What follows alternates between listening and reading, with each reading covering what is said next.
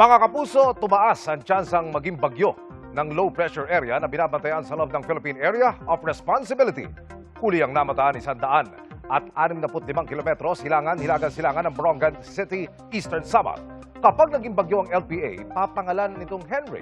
Oras na mangyari yan, ayon sa Pag-asa, magtataas agad ng tropical cyclone wind signal sa Bicol Region at ilang bahagi ng Calabarzon at Mimaropa. Pero ngayon pa lamang, nagpapaulan na ito sa Timog Luzon at Visayas. Inaasahang mararamdaman din ang epekto ng low pressure area sa Metro Manila.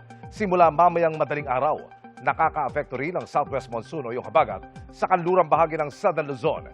Base sa datos ng Metro Weather, umaga pa lamang bukas, uulanin na ang Bicol Region, gayon din ang ilang bahagi ng Calabarzon at Mimaropa.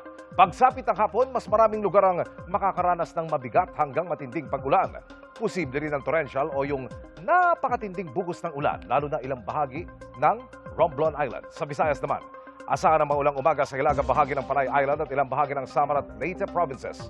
Mataas ang tsansang magpatuloy ang pag-ulan sa Panay Island sa tanghali hanggang hapon at posible ring makaranas ng malakas na ulan sa Negros Island Region at Cebu Province. Sa Mindanao, posibleng mag-umpisa sa tanghali ang mga pag-ulan at may tsansa ring tumagal hanggang hapon.